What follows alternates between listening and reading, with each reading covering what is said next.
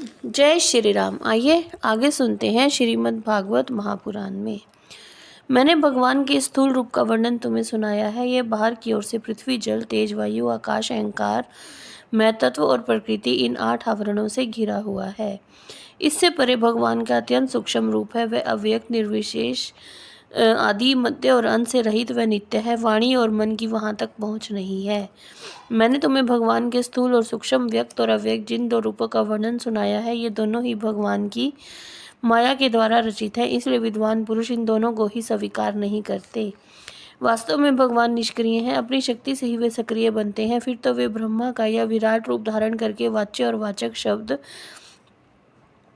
और उसके अर्थ के रूप में प्रकट होते हैं और अनेकों नाम, रूप और क्रियाएं स्वीकार करते हैं। परीक्षित, प्रजापति, मनु, देवता, ऋषि, पितर, सिद्ध, चारण, गंधर्व, विद्याधर, असुर, यक्ष, किन्नर, अप्सराएं, नाग, सर्प, किमपुरुष, उरग, मृतकाएं, राक्षस, पिशाच, प्रेत, भूत, विनायक, कुष्मांड, उन्माद, वेताल, यातुधान, ग्रह, पक्षी, मृग, पक्षु, वृक्ष, पर्वत, सरीसृप आदि जितने भी संसार में नाम रूप हैं, सब भगवान के ही हैं। संसार में चर और अचर भेद से 2 प्रकार के तथा जरायुज, अंडज, स्वेदज और उद्भिज भेद से 4 प्रकार के जितने भी जलचर, स्थलचर और आकाशचारी प्राणी हैं, सब के सब शुभ अशुभ और मिश्रित कर्मों के तदनुरूप फल हैं। सत्व की प्रधानता से देवता, रजोगुण की प्रधानता से मनुष्य और तमोगुण की प्रधानता से नारकीय योनियां मिलती हैं। इन गुणों में भी जब एक गुण दूसरे 2 गुणों से विभूत हो जाता है, तब प्रत्येक गति के 3-3 भेद और हो जाते हैं। वे भगवान जगत के धारण पोषण के लिए धर्म में विष्णु रूप स्वीकार करके देवता, मनुष्य और पशु, पक्षी आदि रूपों में अवतार लेते हैं और विश्व का पालन पोषण करते हैं। प्रलय का समय आने पर वे ही भगवान अपने बनाए हुए इस विश्व को कालाग्नि स्वरूप रुद्र का रूप ग्रहण करके अपने में वैसे ही लीन कर लेते हैं जैसे वायु मेघमाला को।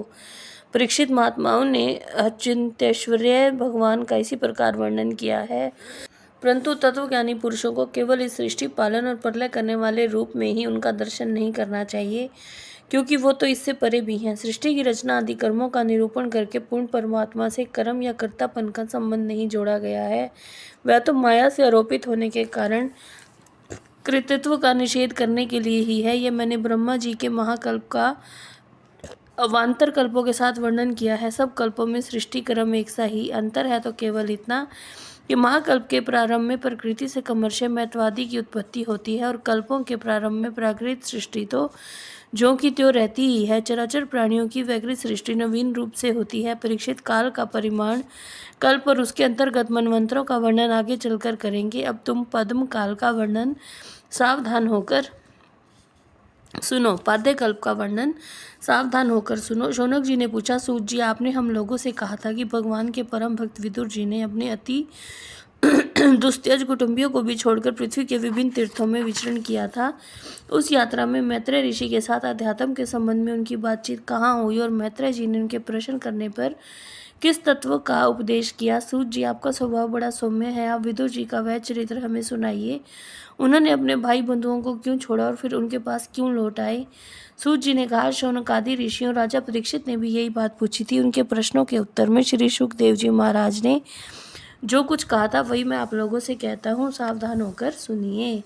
इति श्रीमद्भागवते महापुराणे वैयासिक्याम अष्टादश सहस्रायां परमहंस्यां संहितायां द्वितीय स्कंदे पुरुष संस्थानो वर्णनम नाम 10मोऽध्याये।